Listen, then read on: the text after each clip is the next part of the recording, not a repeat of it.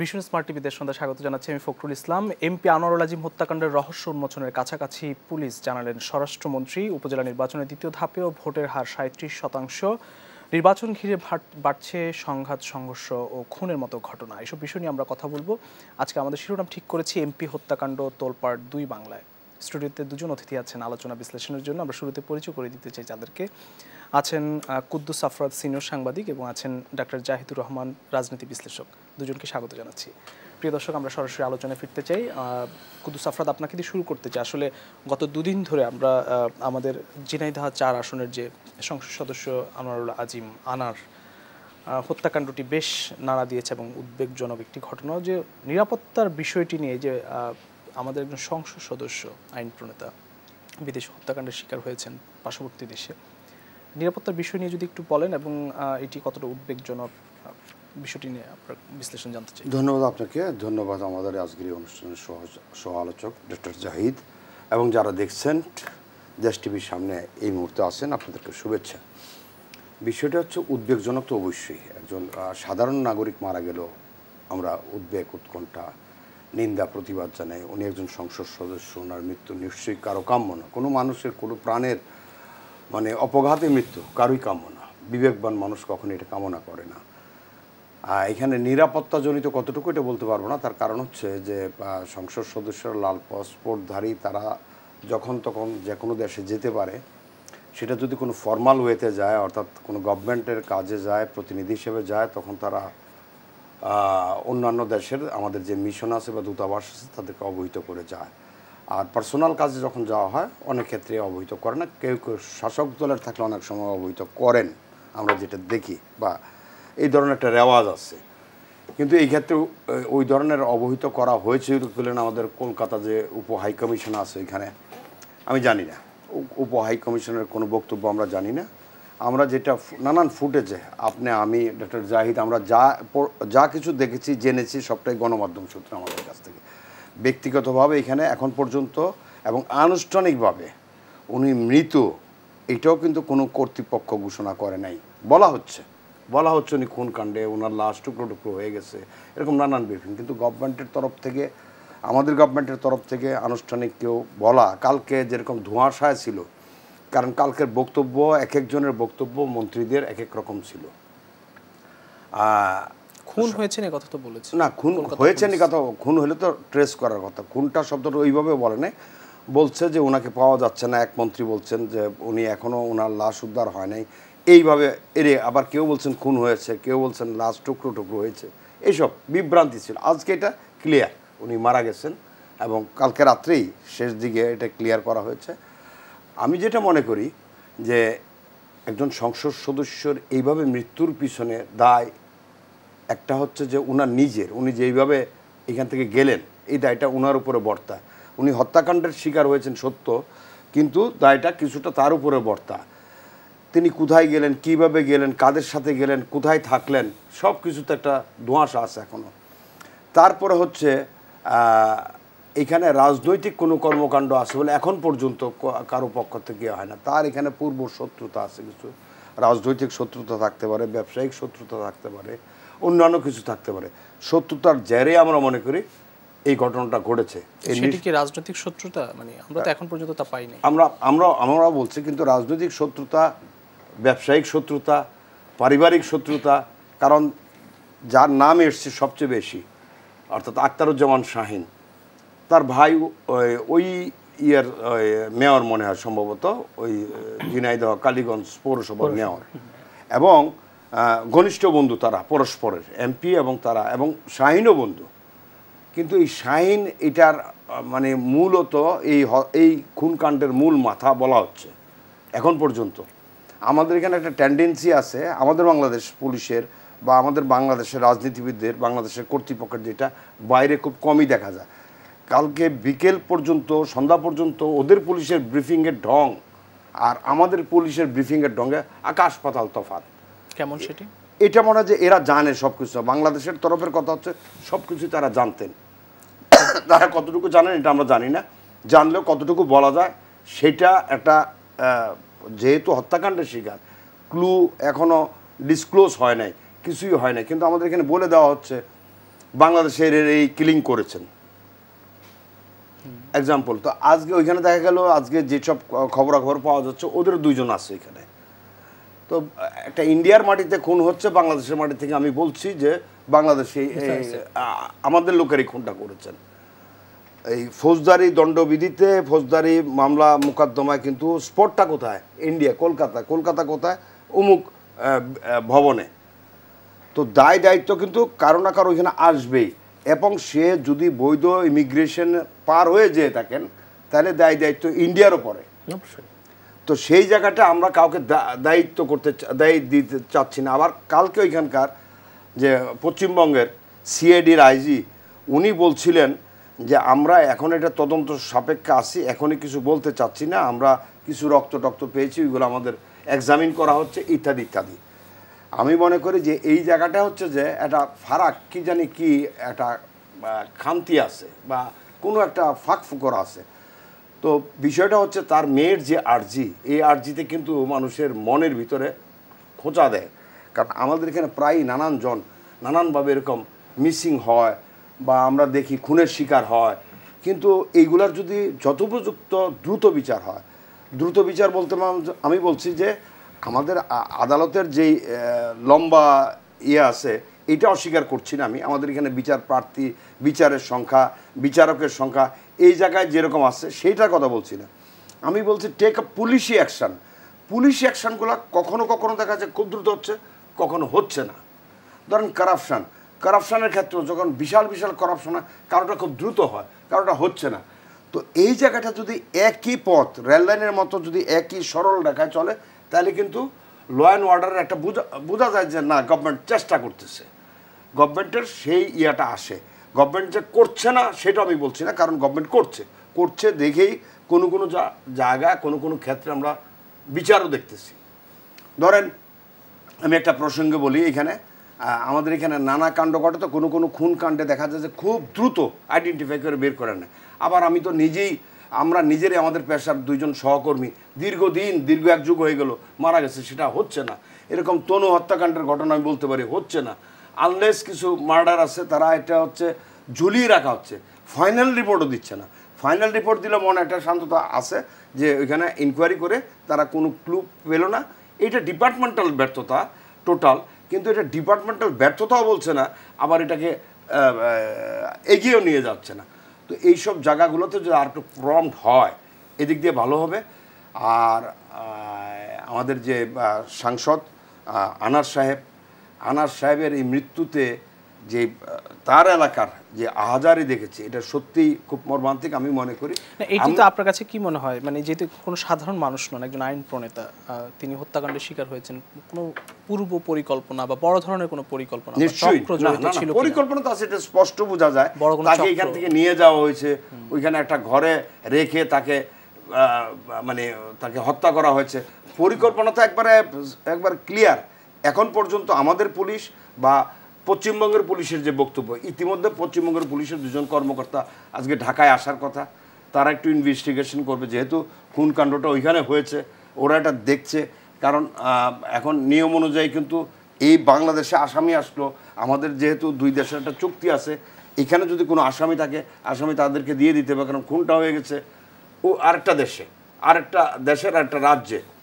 সুতরাং এই জায়গাটা কিভাবে মীমাংসা হয় এখনও আমাদের চোখে ধোঁয়াশা আছে, কিন্তু এই ঘটনাটা নিন্দনীয়। আর বর্তমান সংসদ সদস্য যারা আছেন বা সংসদের বাইরেও যারা আছেন, রাজনীতিবিদ হোক, পেশাজীবী হোক, যারা রেসপন্সিবল ব্যক্তি, তারা মনে হয় যে কোনো কাজ, একটা হচ্ছে নিজের রেসপন্সিবিলিটি নিজেকেই করতে হবে, আরেকটা হচ্ছে যে যেসব জায়গায় কনসার্ন করতে হবে আমাদের মনে হয় সব জায়গায় কনসার্ন করে যাওয়া, চলাফেরা আমাদের ভালো। ধরেন আপনার অফিসে এখানে আমি আসছি, কথা বলছি, আমি যদি কেউকে জানিয়ে আসি তো খারাপ না। তো আমি আপনার অফিসে রওনা দিচ্ছি বা আমি ঘর থেকে বেরোচ্ছি বা আমি অফিস থেকে বেরোচ্ছি, এইসব জিনিসগুলো হচ্ছে যারা খুবই রেসপন্সিবল মানুষ, এবং আমি বলবো যারা সমাজের প্রভাবসম্পন্ন মানুষ, প্রভাবশালী মানুষ, যাদের শত্রুমিত্র রাজনৈতিক হোক, ব্যক্তিগত হোক, ব্যবসায়িক হোক থাকে, তাদের এইসব জিনিসগুলো নিজের থেকেও একটু বিবেচনা করতে হয়। এখন কলকাতায় তো বিষয়টি নিয়ে অনেক তোলপাড় একটি ঘটনা, যেহেতু বাংলাদেশের ভীষণ তোলপাড়। কলকাতার কারণ তাদের জন্য এটা মান সম্মানের ব্যাপার। থেকে শুরু করে পাশের দেশের একজন সংসদ সদস্য এসে তাদের দেশে হত্যার শিকার হয়েছে, এটা একটা রাষ্ট্রের বা একটা রাজ্যের বা পুলিশি ব্যর্থতার একটা বড় উদাহরণ হয়ে যায়। এবং এই এখন পর্যন্ত যতটুকু আমরা জানি সেখান থেকে 12 তারিখ গিয়েছে, 13 তারিখ হত্যাকাণ্ডের শিকার হয়েছে, আর তার ডেড বডি এখন পর্যন্ত খুঁজে পাওয়া যায়নি, বা ঘটনাটা ফাঁস হয়েছে তারও 1 সপ্তাহ পরে। এখন কিন্তু কোনো কিছুই বের হয় নাই। খুনিরা কি বাংলাদেশের ছিল না সেখানকার ছিল, এখনো তেমন কোনো রহস্য এখন স্পষ্ট বলা হয় না, কিন্তু সংবাদ মাধ্যমের সূত্র, পুলিশের নানা পর্যায়ের ব্যক্তিদের বা অফিসারদের বক্তব্য আমরা এই কথাগুলো বলছি। আমি তো প্রথমেই বললাম যে আনুষ্ঠানিক কোনো বক্তব্য বা লিখিত হোক বা স্পেশালিস্ট একটা ব্রিফিং হোক এখন পর্যন্ত ওইভাবে আসে। জি, আসবো আপনার কাছে ডক্টর জাহিদুর রহমান, আপনার কাছেও আসতে চাই। স্বরাষ্ট্রমন্ত্রী গতকাল বলেছেন যে সেটি বাংলাদেশের মানুষই আসলে জড়িত হত্যাকাণ্ডের সঙ্গে, কলকাতায় যে হত্যাকাণ্ডটি হয়েছে এমপি আনার, এবং সরাসরি আজকে বলেছেন যে হত্যাকারীদের চিহ্নিত করার কাছাকাছি পৌঁছেছেন, যে কোনো সময় প্রকাশ করা হবে। কি বলবেন আসলে, বাংলাদেশের একজন আইন প্রণেতা ভারতের মাটিতে খুন হয়েছে? ধন্যবাদ। বাংলাদেশে যেভাবে রিয়াকশন হচ্ছে তার আগে ভারতে যা ঘটলো সেটা নিয়ে কয়েকটা কথা বলা একটু জরুরি। আইন প্রণেতার প্রয়োজন নেই।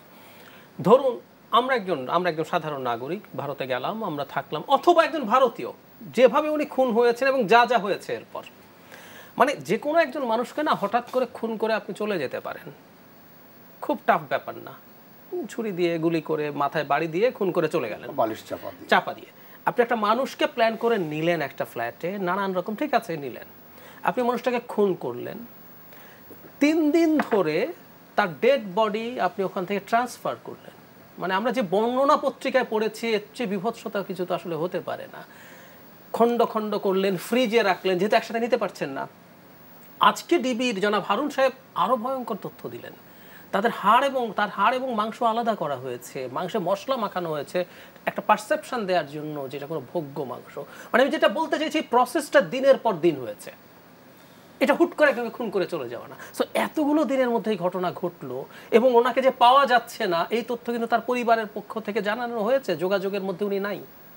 এই তথ্য কিন্তু পুলিশকে ওনারা খুব দ্রুতই জানিয়েছেন, আমাদের মনে আছে নিশ্চয়ই, ওনারা ঢাকায় এসে জানিয়েছেন। সো এই যোগাযোগগুলো যদি থাকে, এতদিন ধরে এতগুলো কাজ কিন্তু হতে পারলো।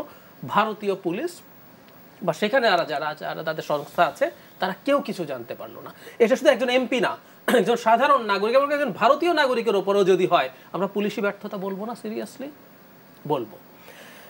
আমাদের জায়গা থেকে একটা খুব অদ্ভুত চর্চা আমি দেখলাম, সেটা হলো আমরা না কোনো কিছুর আগেই ভারতের সাথে আমাদের বন্ধুত্বে কোনো সমস্যা হবে না ইত্যাদি ইত্যাদি নানান কথাবার্তা বলছি।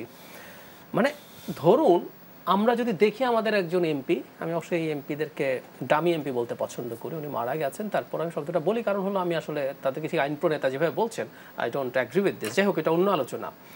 কিন্তু আমাদের একজন নাগরিক ওখানে গেছেন, আমাদের নাগরিক যদি ভারতীয়দের কোনো একটা অংশের নেগলিজেন্সেরও যদি শিকার হয়ে থাকে, সেটা বলে বন্ধুত্বের সমস্যা আমার প্রশ্ন আসে কোত্থেকে? আমরা সেটা বলবো না? মানে যে সরকারি দলের সদস্য, উনি তৃতীয়বার এবার নির্বাচিত হলেন, তাদের ভাষায় তৃতীয়বার, 14, 18 এবং 24, দীর্ঘকালীন, এবং উনি এতটাই নাকি জনপ্রিয়, জনাব ওবায়দুল কাদের বলছেন, যেহেতু তার বিরুদ্ধে এখন অনেকগুলো অভিযোগ এসছে, যে ব্যবসার কথা বলা হলো, যে কয়েকটা ব্যবসার কথা এসছে, কলকাতা টিভিতে রিপিটেডলি তার বিরুদ্ধে অভিযোগের কথা এসছে, এমনকি উনি ইন্টারপোলের রেড অ্যালার্টের মধ্যে ছিলেন, ওনাকে গ্রেফতার করতে যাওয়া হয়েছিল, পুলিশের কাছে ওনাকে ছিনিয়ে নেওয়া হয়েছে, এটা আমি কলকাতার একটা টিভি চ্যানেলে শুনলাম। তো এতই নাকি জনপ্রিয়, ওনাদের এত জনপ্রিয়, যাকে এত কিছুর পরও 3 বার এমপি বানিয়ে আনতে হয়, এবং 9 সালে আওয়ামী লীগ প্রথম ক্ষমতায় আসার পর তার রেড অ্যালার্টটা থেকে তাকে বের করে আনা। আমরা কি কোনো আসলে দুঃখ প্রকাশের কোনো ঘটনা দেখেছি যে বন্ধু রাষ্ট্র আমাদের? একেবারেই না, শুধু সেটা না। প্রথম কথাটা হচ্ছে, আমরা আগে ওদের দুঃখরা কথাটা আসছে পরে।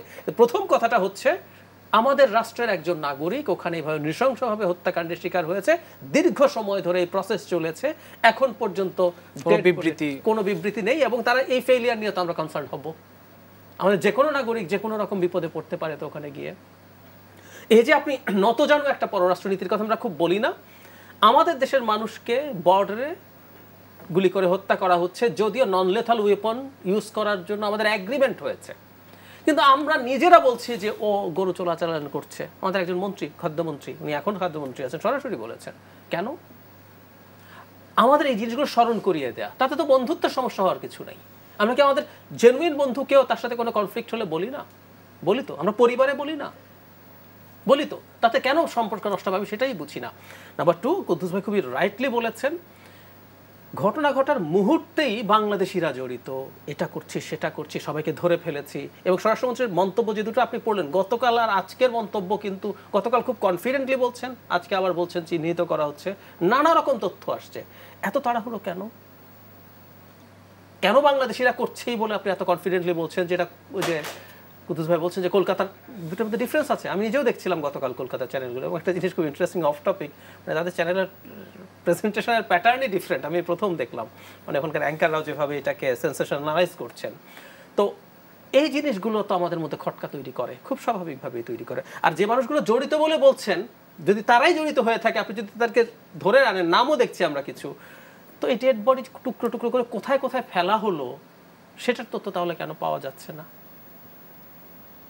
ডিবি থেকে আজই বলা হলো সবগুলো না পাওয়া গেলে কিছু টুকরো পাওয়া যেতে পারে। মানে বিভৎস একটা পরিস্থিতি, কিন্তু আপনি আগ বাড়িয়ে একটার পর একটা মন্তব্য করে যাচ্ছেন। এই জিনিসগুলোই সারপ্রাইজিং। জি, ধন্যবাদ। জনাব কুদ্দুস আফরাদ, আপনার কাছে আসলে 1 মিনিটের জন্য আসতে চাই যে এই যে আমাদের একজন আইন প্রণেতা, সংসদ সদস্য, তিনি হত্যাকাণ্ডের শিকার হয়েছেন কলকাতাতে, আমরা আসলে কোনো দুঃখ প্রকাশের কোনো ঘটনা, মানে সেটি থাকা উচিত ছিল কিনা তাদের পক্ষ থেকে? নিশ্চয়ই না, এটা হচ্ছে এখন পর্যন্ত, কিন্তু যতক্ষণ পর্যন্ত তার ডেড বডির খণ্ড বিখণ্ড অংশ না হোক ততক্ষণ পর্যন্ত ওরা তো এখনো বলছে না যে খুন হয়েছে, সেটা তো খুন হয়েছে। সেটুক পর্যন্ত আপনার এই খুনটাকে হালাল করতে হলে, অর্থাৎ বিচারের মুখোমুখি করতে হলে কিন্তু তার ডেড বডি রিকভারি লাগবে, নাহলে সে মিসিংই থাকবে। যতক্ষণ পর্যন্ত ডেড বডির অংশ বিশেষ বা প্রমাণ্য কিছু উদ্ধার করতে না পারবে ততক্ষণ পর্যন্ত এটা আমরা বলতে পারি। আমরা বলছি খুন হয়েছে, আইনের ভাষায় কিন্তু এখনো খুন না, সে মিসিং। তো এই যে সেই জন্যই হয়তো ওইখানকার গভর্নমেন্টের তরফ থেকে এখন পর্যন্ত আনুষ্ঠানিক কোনো রিয়াকশান আসে নাই। ওদের এখন পর্যন্ত তারা খুনের মামলা নিয়েছে, তারা গতকালকে খুনের মামলা হয়েছে এখানে, অর্থাৎ পুলিশ বাদী হয়ে মামলা করেছে, এটা প্রসেসিং আছে। তারা যে এটা ফাইন্ড আউট করবে তখন যে এই প্রশ্নটা আসে। কিন্তু আপনি যে প্রশ্নটা করছেন এটা হচ্ছে নৈতিকতার দিক থেকে, কারণ উনি একজন সংসদ সদস্য এবং অন্য দেশে যে মিসিং হোক আর নিখোঁজ হোক, ওইখানকার ফরেন বিভাগের একটা বা ওইখানকার প্রধানমন্ত্রীর, ওইখানকার যে বিদেশ বিষয়ক মন্ত্রীর, ওদের একটা বক্তব্য আমরা আশা করতেই পারি। কারণ সাধারণ একটা নাগরিক, একজন ব্যবসায়ী নিখোঁজ হলে তো তোলপাড় পড়ে যায়। কলকাতা যে যদি আমাদের একজন ব্যবসায়ী নিখোঁজ হয়, কথার কথা বলছি, বা একজন পেশাজীবী নিখোঁজ হয়, তাহলে কী অবস্থা হবে? ওইখানকার কোনো মানুষ যদি বাংলাদেশে এসে এরকম ট্রেস হয়ে যায়, যার একটা সুনাম আছে, বিবৃতি কিন্তু আমরা দেখিনি। হ্যাঁ, তাদের দেশের কারো কোনো বিবৃতি আমরা লক্ষ্য করি। হ্যাঁ, আমি সেটা বলছি, আমাদের দেশে এসে নিখোঁজ হয়ে যায়, এটা নিয়ে যে কিন্তু ওরা অনেক কিছু করবে, কিন্তু আমাদের এখানে আমরা এটা করি না। উনি কিছু কথা বলছিলেন, আজকের একটা খবর আমি দেখলাম, ইন্ডিয়ান মিডিয়ার খবর, এটা প্রিন্টেড মিডিয়ার খবর, বঙ্গোপসাগরে ওদের সুন্দরবনের দিকে আমাদের জেলার মাছ চুরি করতে যায়, এই জন্য ওইখানে একটা মামলা হয়েছে। মামলার জেরে 3টা বোট সহ ধরে নিয়ে গেছে, ওদেরকে আসামি করছে এখন, অর্থাৎ ওদেরকে জিজ্ঞাসাবাদ করা হচ্ছে। গতকালকের ঘটনাটা, গত পরশুর ঘটনা, গতকালকের খবরের কাগজ এটা এসছে। তো অহরত মাছ চুরি করতে তারাও এখানে আসে, তাদের সাইডেও আসে। উনি একটু আগে ডাক্তার জাহিদ যেটা বললেন, আমি তো একমত। এইটা তো পররাষ্ট্রনীতিতে বা দুই দেশের ইয়াতে কোনো বন্ধুত্বপূর্ণ সম্পর্ক মানে এই নয়, সব কিছু যে যেটা অন্যায় করবে সেটাকে সাজা দেওয়ার ব্যবস্থা করাটা হচ্ছে পাশের দেশ সহায়তা করা, বা তোমার দেশের কোনো লোক আমার দেশে অন্যায় করলে আমি আমার দেশের আইনের সাজা দেব, এটাই স্বাভাবিক, এটাই রীতি। এরপরে কোনো দেশ, এটা সত্য, পৃথিবীতে যে মোটা তাজা মানুষ তার একটু মোটা তাজা প্রভাব থাকে। আমেরিকা এখান থেকে এসে তাদের আসামি তুলে নিয়ে চলে যায়। আমাদের এখানে মাদক কাণ্ডে জড়িয়েছে, জেলখানায় গেছে, তাকে এসে নিয়ে গেল না, আমরা কি আমেরিকার থেকে নিয়ে আসতে পারি? ওইখানে যখন কেউ ধরা পড়ে, পারি না। এগুলো আমাদের মাথায় আছে, এগুলো বিবেচনায়। আপনি যে প্রশ্নটা করছেন সঙ্গত প্রশ্ন, যে ভারতীয়দের বা ভারতের রাষ্ট্রের কোনো রেসপন্স বা কিছু আছে কিনা, এটা আমরা আশা করতে পারি। তাদের একটা কিছু তো তাদের স্টেটমেন্ট থাকবে, তাদের ফরেন বিভাগের অন্ততপক্ষে একটা স্টেটমেন্ট আমরা আশা করতে পারি। কারণ বাংলাদেশের জাতীয় সংসদের তিনি সদস্য, আইন বিভাগের সদস্য, সো আইনসভার সদস্য, সো এইটাকে খাটো করে দেখার কোনো বিষয় না। আর আমি মনে করি আমাদের পররাষ্ট্র মন্ত্রণালয়, আমাদের স্বরাষ্ট্র মন্ত্রণালয়, তাদেরও আনুষ্ঠানিক বক্তব্য দেওয়া উচিত। সাংবাদিকরা গেলেও রিয়াকশান দেওয়া একটা কথা, আর তারা প্রেস ব্রিফিং ডেকে নিয়ে তাদের এই বিষয়ে একটা বক্তব্য আশা করতে পারে। অসংখ্য ধন্যবাদ। আমাদের একটি বিরতি নিতে হবে, বিরতি থেকে ফিরে নিশ্চয়ই আমরা আলোচনা করবো। প্রিয় দর্শক, ভীষণ স্মার্ট টিভির দেশ সন্ধান নিচ্ছে একটি ছোট্ট বিরতি, ফিরছি একটু পর, সঙ্গেই থাকুন।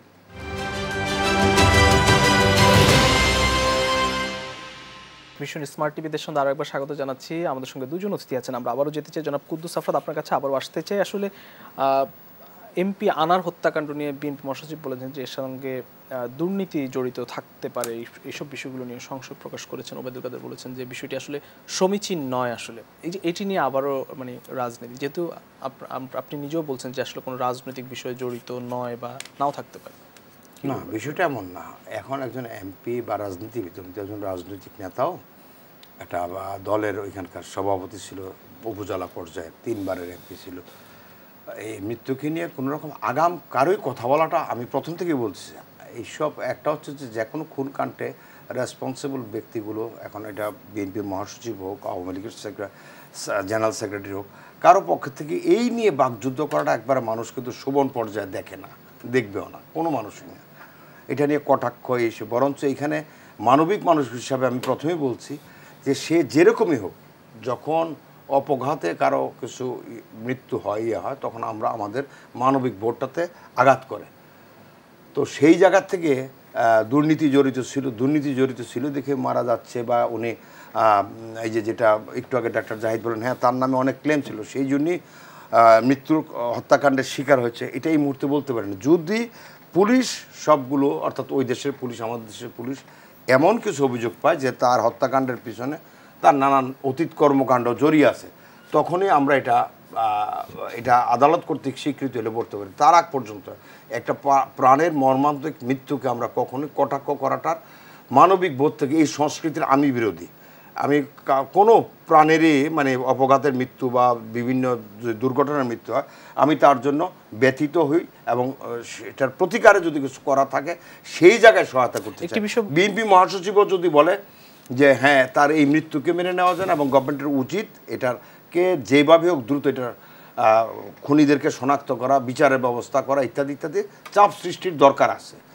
আবার ওবায়দুল কাদের সাহেবের যদি ওই বিএনপি মহাসচিবের একটা বক্তব্যকে করতে যায়, তাকে কটাক্ষ করে, তাহলে এটা রাজনীতিকরণ হয়ে যাবে, মধ্যে দিয়ে যিনি মারা গেলেন বা এই খুন কাণ্ডটাই অন্য জায়গায় চলে যাবে।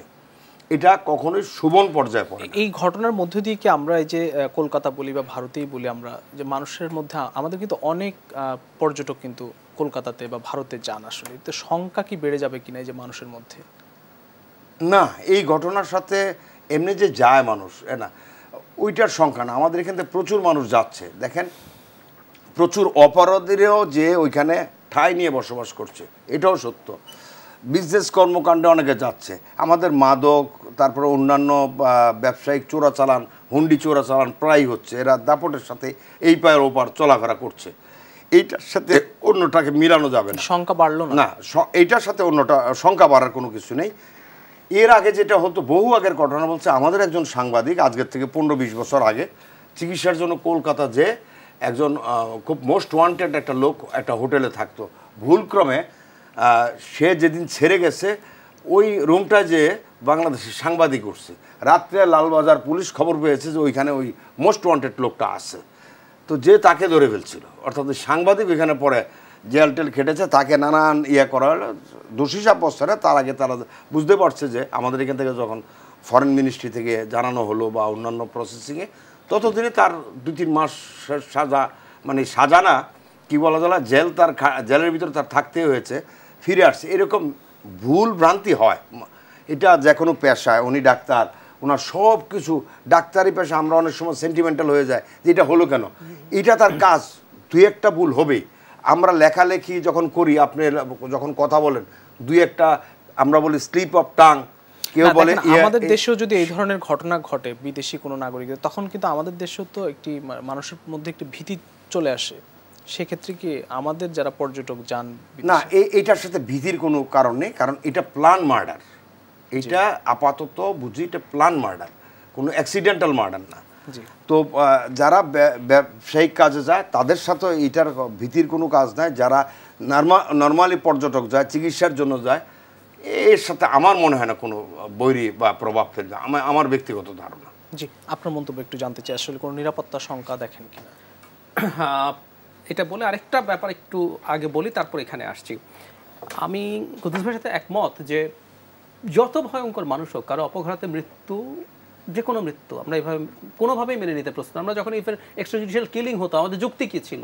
বিভৎসতম অপরাধীটারও বিচার পাওয়ার অধিকার আছে, জুডিশিয়ালি তার মৃত্যুদণ্ডও হতে পারে, মৃত্যুদণ্ড দিয়ে থাকে কিন্তু আপনি এভাবে অপঘাতে কাউকে আপনি পারেন না, এটা একটা হত্যা। আমাদের অভিযোগের জায়গা কিন্তু সেটা ছিল। ঠিক একইভাবে এটা কিন্তু আমরা রাজনীতির পর্যবেক্ষক হিসেবে একটা জিনিস ইম্পর্টেন্ট, উনি 3 বার এমপি হয়েছেন। ওই যে বলছিলাম, আমি একটু এক্সটেন্ড করি, মানে একটা মানুষের বিরুদ্ধে, ওনার বিরুদ্ধে 21টা মামলা ছিল, সবই ভয়ঙ্কর, সব ফৌজদারি অপরাধের মামলা। উনি এটা উল্লেখ করেছেন এবং এই মামলাগুলো আওয়ামী লীগে যখন এমপি হলেন উনি কিন্তু 14 সাল থেকে এমপি হতে শুরু করেন। এই মামলাগুলো ধাপে ধাপে প্রত্যেকটাই শেষ হয়ে গেছে। আমরা এই তথ্য বা আমরা এটা বুঝি যে ক্ষমতাসীন দলের সাথে থাকা কিভাবে আপনাকে সাফসুতরো করে দেয়। ইন্টারপোলের রেড অ্যালার্ট পাওয়া, এটা খুব ক্লিয়ারলি যে ওনার বিরুদ্ধে যথেষ্ট রকম ভয়ঙ্কর অভিযোগ যেগুলো আমাদের দেশে এসছে, যেগুলো পশ্চিমবঙ্গের যে টিভিগুলো আছে সেগুলোতে স্পেসিফিকলি সাধারণ চোরাচালান, সোনা চোরাচালান, হুন্ডি ব্যবসা, পাচার, এইরকম সব কিছু একত্র করা হয়েছে। ওনার বিরুদ্ধে প্রতিপক্ষ এমনকি ওনার দলের উপরে নির্যাতন, এমনকি হত্যার অভিযোগ আছে। কথাটা এই জন্য বলছি, একটা মানুষ যেমন ওবায়দুল কাদের, ইন্টারেস্টিং, যেন ওবায়দুল কাদের কিন্তু এগুলোকে ডিনাউন্সও করেন নাই পুরোপুরি। ওনাকে আজকে এটার সঙ্গে বলছেন যে আমরা জনপ্রিয়তা দেখে তাকে দিয়েছি, যদি সেরকম কিছু থাকে তাহলে আমরা যদি জানতাম তাহলে ব্যবস্থা নিতাম। তার মানে ব্যাপারটা হচ্ছে এই ঘটনাটা আমাদের সামনে, এই ব্যাকগ্রাউন্ডটা সামনে এনেছে।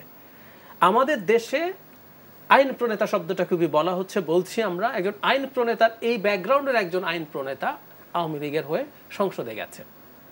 আওয়ামী লীগের তো মানুষের অভাব নেই, কিন্তু এরকম মানুষকে নেওয়া হয়েছে। সুতরাং এই আলাপটা আমরা করতেই চাই। নাম্বার 2 হচ্ছে নিরাপত্তা নিয়ে আমি কুদ্দুস ভাইয়ের সাথে এই জায়গায় একমত যে এটা একটা টার্গেটেড প্ল্যান্ড কিলিং। আপনি আসলে প্ল্যান করে তাকে একজনের বাসায় নেওয়া, ওই বাসা ভাড়া করে রাখা আগে থেকে, সেখানে তাকে এক ধরনের টোপ দেওয়া হয়েছে। আমরা অনেক মানে নানান রকম গল্প গুজবও সামনে দেখছি, কোনটা সত্য কতটুকু জানি না।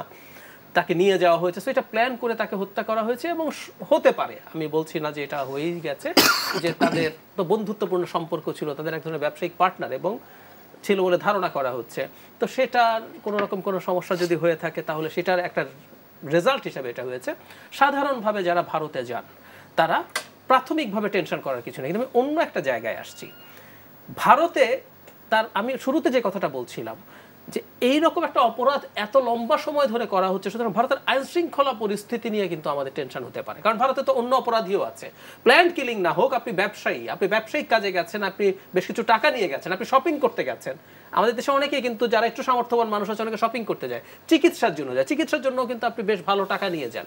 এখন আপনি এইটার জন্য যদি বিপদে পড়েন, ভারতের আইন শৃঙ্খলার যে ব্যবস্থা আছে সেটা আপনাকে কতটুকু প্রোটেকশন দেবে, এই ধরনের একটা ঝুঁকি হতে পারে। কিন্তু উনি যে কারণে হয়েছেন, এই ধরনের ভীতি আমার মনে হয় না আর কি থাকবে। তবে এটা বলা যেতে পারে, ওনাকে হত্যা করার উদ্দেশ্যে প্ল্যান করে ভারতে নিয়ে যেভাবে করা হয়েছে, তার মানে কিছু কিছু মানুষকে বাংলাদেশে হত্যা করা সম্ভব না হতে পারে, তাহলে তাকে আমরা এভাবে করতে পারি। একটা নতুন পথ দেখলাম আমরা, মানে এটাও একটা খুব অ্যালার্মিং ব্যাপার নিশ্চয়ই। জি, আমি একটু আসতে চাই নির্বাচন ইস্যুতে। আসলে উপজেলা নির্বাচন আমরা লক্ষ্য করেছি, গতকাল কিন্তু একজন ভাইস চেয়ারম্যান নরসিংদীর রায়পুরাতে তিনি সংঘর্ষে মারা গেছেন এবং সংঘর্ষ কিন্তু বাড়ছে। দ্বিতীয় ধাপে নির্বাচন শেষ হয়ে গেছে। দ্বিতীয় ধাপে নির্বাচন কমিশনের পক্ষ থেকে বলা হয়েছে যে 37% ভোট পড়েছে। ভোটারের আকাল কিন্তু শেষ হয়নি। আসলে কোন দিকে যাচ্ছে আসলে নির্বাচন, বা উৎসবকে হারিয়ে যাচ্ছে? নির্বাচনটা তো ধরেন এটা বলাই যায় যে যেহেতু বিএনপি এবং অনেকগুলো দল এটাতে পার্টিসিপেট করে নাই ওই অর্থে আনুষ্ঠানিকভাবে স্বতঃস্ফূর্তভাবে, সেই অর্থে এটা একপেশে নির্বাচন। একপেশে বলছি এই জন্য, নির্বাচনে আছে, উল্লাস আছে, উৎসব আছে, জৌলুস নাই। জৌলুস যেটা বলা হয় সেইটা নাই।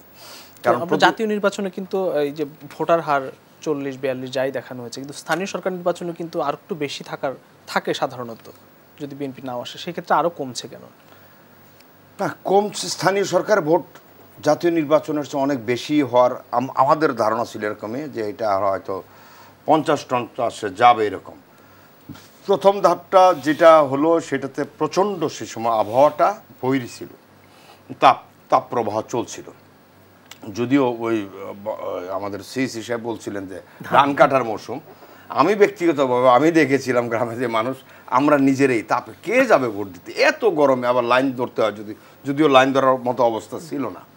এক তুই হচ্ছে যেটা বলছি, আমি আর উনি একই জায়গায় বসছি, এখন আপনি ভোট দিবেন, যদি বোঝেন যে এই দুইজনের একজন পাস করবে বা আর একজন ভোট দিবে, তাহলে ভাববে যে তারাই তো এরকম। এখন বেশিরভাগ ক্ষেত্রে প্রতিদ্বন্দ্বী প্রার্থীটা দেখেন, গতকালকে একটা ভোট হলো 156, পরশু এর ভিতরে মনে হয় 5-6 জায়গায় বিএনপির বিদ্রোহীরা পাশ করেছে। তো এইটার সংখ্যা যদি আপনার 50-এ ছুতো, তাহলে কিন্তু নির্বাচনের চেহারাটা, অর্থাৎ আপনি যেটা বলতে চাচ্ছেন যে আরও উল্লাস আরও জলুর, যেটা আমি বললাম ওই রকম হতো। তো এর ভিতরে হানাহানি, নরসিংদীর যে রায়পুরার যে ঘটনাটা, এটা খুবই মর্মান্তিক। একটা ইয়াং ছেলে, এবং সে কলেজ থেকে কিছুদিন আগে, আমি আজকেই দেখলাম, সে 9-10 নরসিংদী সরকারি কলেজে লেখাপড়া করতো, অর্থাৎ তার বয়স এখন তেমন কিছু না।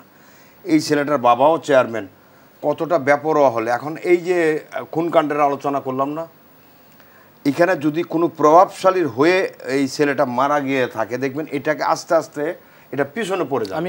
আমরা শুনবো আপনার কথা, আমরা একটু বিরতি নিতে হবে। প্রিয় দর্শক, ভীষণ স্মার্ট টিভি দেশ সন্ধান নিচ্ছে আরও একটি বিরতি, ফিরছি একটু পর, সঙ্গেই থাকুন।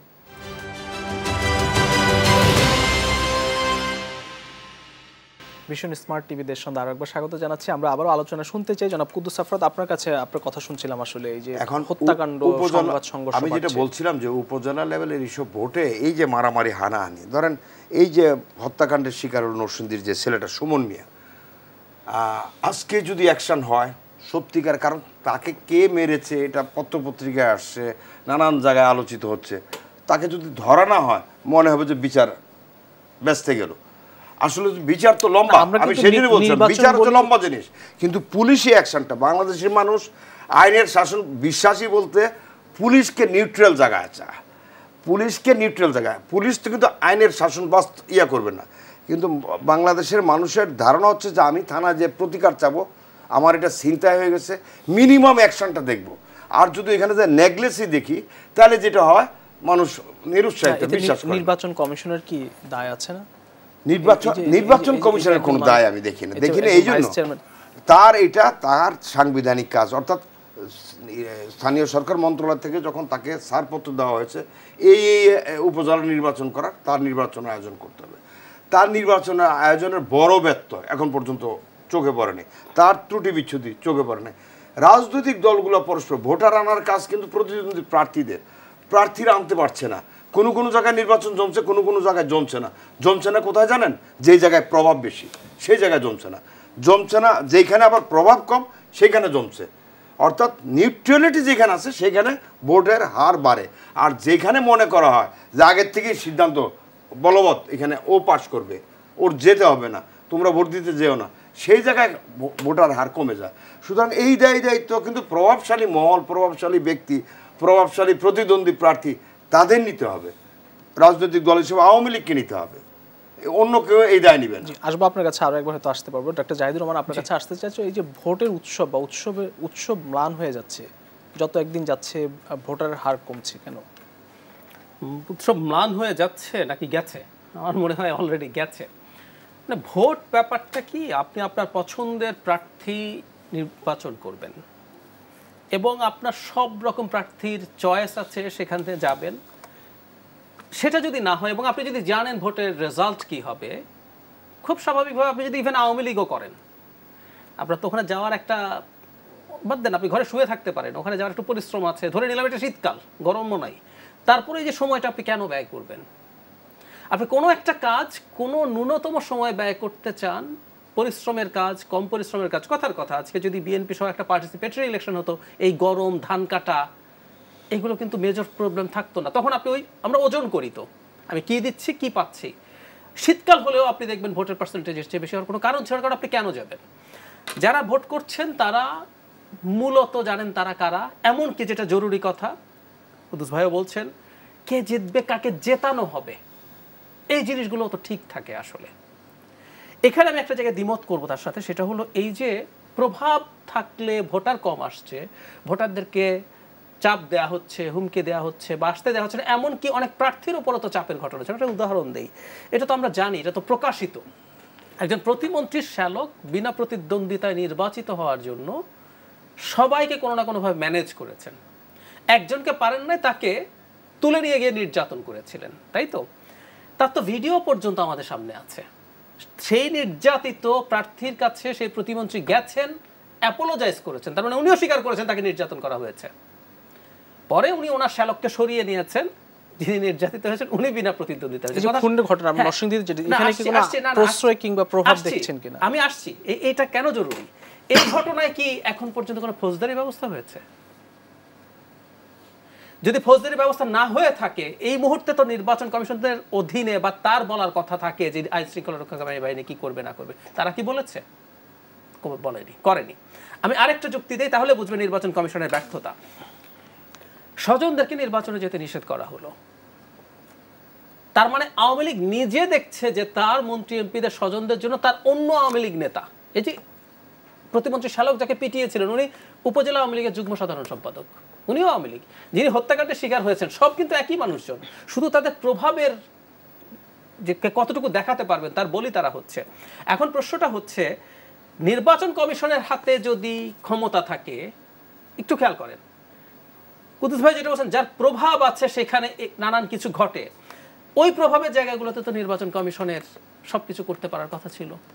জি, তার হাতে প্রশাসন আছে, তার হাতে পুলিশ আছে। কথার কথা, টেকনিক্যালি আপনি যদি মনে করেন কোনো এমপি ওখানে কোনো ফৌজদারি অপরাধ করছে ভোটের ওখানে, আপনি তো এমপিকে ধরে ফেলতে পারেন। আমাদের সামনে তো পারসেপশন তাই দিচ্ছেন, আপনি পারছেন না আসলে। তার মানে এটা হয় না। এবং মানুষ যেহেতু জানে আওয়ামী লীগ, আমরা কথ্য ভাষায় বলি না, আমরা আর মামুরার ইলেকশনেও আমি জিতবো না মামু জিতবে, এটা মানুষ যদি জেনে যায় তাহলে আর ভোটে যাওয়ার দরকার নেই। যে 37%, 36%, 42% এগুলো পর্যন্ত কেউ কখনো বিশ্বাস করে না, আমরাও করি না, সারা পৃথিবীতেও করে না। এমনকি আওয়ামী লীগের ঘোর কট্টর সমর্থক ইন্ডিয়ান লোকজন পর্যন্ত বলছে যে জাতীয় নির্বাচনে 10%ও ভোট পড়ে নাই। সো এইসবও বানিয়ে বলা সংখ্যা। আমরা তো মিডিয়ার রিপোর্ট দেখছি সারাদিন কি হচ্ছে না হচ্ছে, পোলিং অফিসারের ঘুমানোর ছবি আসছে, লাইন নাই, কিছু নাই, নানান রকম খবর আসছে। এখন কিন্তু দুটি ধাপ বাকি আছে, উৎসব ফিরবে নাকি শঙ্কা থেকেই যাবে, প্রশ্নই আসে না। আর যখন ঝুঁকি তৈরি হয়ে যায়, আর একটা কথা মনে রাখতে হবে, এই একটু এটাও বলি যে এই হানাহানিও বাড়বে। আপনি এক একটা পদে যাওয়াটাকে না খুব হাই স্টেক বানিয়ে, স্টেকটা কত বড় খেয়াল করেন। প্রধানমন্ত্রী বলার পরও স্বজনরা সরেনি নির্বাচন থেকে, অসংখ্য স্বজন। পরে যখন উনি পরিবার বললেন, তারপরও পরিবারের 10 জন অন্তত নির্বাচনে ছিল। আপনার স্টেকটা এত হাই, আপনি দলীয় প্রধানের কথাও মানেন না। স্টেক যখন অনেক হাই হয়, খুনোখুনি, মারামারি, হানাহানি হবে। কারণ এসব জায়গায় পদে থাকা এমপিরা চিন্তা করেন যে একজন উপজেলা চেয়ারম্যানের কাছে যেহেতু প্রচুর বরাদ্দ থাকে, উনি ওটার উপদেষ্টা, কিন্তু যদি একেবারে নিজের মানুষ হয়, আত্মীয় হলে আরও ভালো, তাহলে ন্যূনতম কোনো রকম সংঘাত নাই এবং ভবিষ্যতে আপনার নেতৃত্ব চ্যালেঞ্জ হবে না।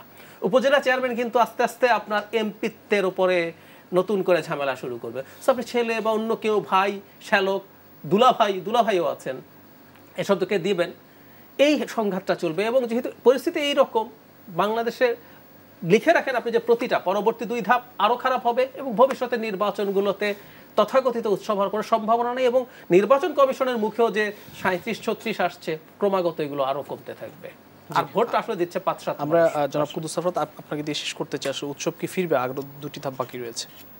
এটা তো এই মুহূর্তে বলতে পারবো না। আর 2টো ধাপের পর্যবেক্ষণ যেটা বলছি এরকমই থাকবে, আমার কাছে মনে হচ্ছে এরকমই থাকবে। কিন্তু বাংলাদেশের আমার মনে হয় মানুষেরা একটা জায়গায় সেটেল হয়ে গেছে যে যারা যেখানে আছে ওরাই দেশটা চালাক, ওদের কাছেই ভালো দেশ চলতেছে, আর অন্য কারোর দরকার নেই আর কি। এই জন্য অনেকটা নিরুৎসাহী আছে মানুষ মনে করে যে যেভাবে আছে ঠিক আছে, এইভাবেই চলুক, হ্যাঁ, খারাপ তো মানে এরকম শিথিল ভাবটা আসলো কেন? এখন এক এক সময় মানুষের এক একটা চিন্তা আসে। বিষয়টা হচ্ছে ধরেন আমাদের এখানে অনেক কিছুতে আমাদের হাবিতাস আছে, আবার অনেক কিছুতে প্রাপ্তিও আছে। এই দুটোর যদি আমরা সমান তালে যোগ বিয়োগ করি, তখন দেখা যাবে যে আমরা হয়তো কিছুটা ভালোই আছি। সেই জন্য হয়তো আমাদের নানান কিছুতে অভাব, ধরেন এই যে দ্রব্যমূল্য থেকে নিয়ে অনেক কিছুতে নানান রকম আমরা হিসাব কিছু দেখি যে পারছি না চলতে, তারপরে তো চলে যাচ্ছি। সে অবস্থাটা যেরকম আছে আগের অবস্থায় নাই। আগের অবস্থা বলতে গেলে আজকের থেকে 15-20-30 বছর আগের কথা বলতে, সেই অবস্থা নাই। সেরকমই আমাদের অনেক কিছু অভাবের ভিতরে আমরা চলে যাচ্ছি, এটাকেই মানুষ মেনে নিচ্ছে মেনে নিচ্ছে বলে কিন্তু কন্টিনিউ আছে। এটা প্রধানমন্ত্রীর কথাই প্রতিধ্বনি আছে। প্রধানমন্ত্রী নিজেই বলছেন যে আমার বিকল্প যতক্ষণ না হচ্ছে ততক্ষণ উনি থেকে যাচ্ছেন, এটা উনিই বলছেন। এবং আমিও মনে করি উনি এই কথাটা খুব স্পষ্ট। এইটা কিন্তু উনি দল নিরপেক্ষভাবেই, অর্থাৎ ওনার জায়গার থেকে অনেকটা বিশ্লেষকের চিন্তার মতোই উনি কথাটা বলেছেন। আমি জানি না জাহিদ ভাই কীভাবে নেবেন এটাকে। বিএনপিরও কিন্তু 14 জনকে বহিষ্কার করেছে গতকাল। না, এই বহিষ্কার চলতে থাকবে, এই বহিষ্কার আবার নিয়েও নিবে। এইটা আওয়ামী লীগ, বিএনপি এগুলো, এটা যদি জামাত এবং কমিউনিস্ট পার্টি করতো তাহলে ভিন্ন রকম দেখতাম। তৃণমূল নিয়ে আসলে বিএনপি তো অস্বস্তিতে আছে, কারণ বিএনপির কথা শুনছে না কেউ, কিন্তু আওয়ামী লীগে কি অস্বস্তিটা বা অন্তর্দ্বন্দ্ব কোন দলটি কি বাড়ছে কি? আমাদের দেশের পলিটিক্যাল সংস্কৃতিতে ক্ষমতাসীনদের অসন্তোষ, অস্বস্তি বেশি থাকে। সেই অনুযায়ী অনেক বেশি থাকার কথা, কিন্তু কন্টিনিউয়াসলি 3-4 মেয়াদ দেশ শাসন করার কারণে এখন আর সেই অসন্তুষ্টিও নাই। সেই জন্য পরস্পর আলোচনার চেয়ে আমরা মাঝে মধ্যে শুনি নির্দেশনা আসে। নির্দেশনা দলে কিন্তু হয় না। নির্দেশনা হয় হচ্ছে দলের একটা জিনিস সিদ্ধান্ত হয়। আমাদের দেশে কালচার চলে গেছে এখন দলের অমুক নির্দেশনা দেয়, ওই নির্দেশনা মেনে চলছে। আবার বিএনপি তো দেখেন, বিএনপিও টানা কয়েক মেয়াদে থাকে, তাদেরও হতাশা, অস্বস্তি আছে। তারপরেও আওয়ামী লীগের প্রতি যেরকম কিছু মানুষের সমর্থন আছে, বিএনপিরও এত না পেয়ে কিছু মানুষের সমর্থন আছে বলছে। আমি এইটাই বোঝাতে চাচ্ছি, দুটো দলে দুটো মেরুত আছে, এরকমভাবে আছে। ওইখানে যারা একবার একনিষ্ঠ তারা বেসিক্যালি হতাশা থেকে একনিষ্ঠ, এখানেও হতাশা থেকে একনিষ্ঠ। জি, ধন্যবাদ। আমার হাতে এখন 1 মিনিট সময় আছে। ডক্টর জাহিদ রহমান, আপনার কাছে আসতে চাই, আসলে তৃণমূল নিয়ে বিএনপিতে অস্বস্তি আছে, আওয়ামী লীগেও অস্বস্তি আছে, আসলে কতটা এই অস্বস্তি বা অন্তর্দ্বন্দ্ব দুটো একটু ডিফারেন্স আমি দেখি। সেটা হলো বিএনপি দীর্ঘদিন ক্ষমতায় নেই, এবং হিসাব করলে তত্ত্বাবধায়ক 2 বছর যোগ করলে 17 বছর পার হয়ে গেছে, 18 বছরের দিকে যাচ্ছে। তাই কেউ নির্বাচনে যাওয়ার প্রবাবিলিটি তৈরি হয়েছে। আমি ব্যক্তিগতভাবে খোঁজ নিয়ে জেনেছি কাউকে এই ব্যাপারে এনকারেজ করার চেষ্টা করা হয়েছে, মামলার ঝামেলা কম হবে। বিএনপি তো আসলে একেবারে দেয়ালে পিঠ থেকে গেছে। কেউ এইটা থেকে বেঁচে আসার জন্য হয়ে থাকতে পারে, হচ্ছে, কিন্তু বিএনপি অন্তত সাংগঠনিক ব্যবস্থা নিচ্ছে। আমি প্রায় বলি যে বিএনপির এটার সাথে ক্ষমতাসীনদের কথা ডিসঅবে করা ডিফারেন্ট ডাইমেনশন আছে। মানে প্রধানমন্ত্রীর কথাও আপনি ডিসঅবে করছেন, এবং এই প্রধানমন্ত্রীকে আওয়ামী লীগই ভীষণ শক্তিশালী একজন প্রধানমন্ত্রী হিসেবে আমাদের সামনে হাজির করেছে। এটা তাদের narrative. She can manage everything, সবাইকে দেশে বিদেশে ম্যানেজ করে ফেলতে পারে। এখন আপনার দলের মানুষ এমন কেউ নেই, ওনার সংবাদ সম্মেলন আমি মনে করি আগের জায়গা থেকে সরে এসেছিলেন, স্বজন বলা হয়েছিল, এবং জনাব ওবায়দুল কাদের প্রধানমন্ত্রী রেফারেন্স দিয়ে বলেছেন। পরে সে সংজ্ঞা উনি চেঞ্জ করেছেন যে পরিবার মানে সন্তান এবং স্ত্রী ইত্যাদি। সেই জায়গায় হয় নাই, বা এখনো যে বিভিন্ন লেভেলে ঘটনাগুলো ঘটছে এগুলো নিশ্চয়ই উনি এন্ডোর্স করেন না। তো আওয়ামী লীগের এই ক্ষমতাসীন থাকা অবস্থায়, এই পাওয়ারে থাকা অবস্থায় ডিসঅবে করাটার ডিফারেন্ট ডাইমেনশন আছে। অসংখ্য ধন্যবাদ ডক্টর জাহিদুর রহমান, কুদ্দুস আফরাদ, দুজনকে আরও একবার ধন্যবাদ জানাচ্ছি। প্রিয় দর্শক, ভীষণ স্মার্ট টিভি দেশ সন্ধ্যা আজ এখানে শেষ করতে হবে। আবার দেখা হবে আগামী শনিবারে। সে পর্যন্ত সবাই ভালো থাকবেন, সুস্থ থাকবেন। শুভ সন্ধ্যা।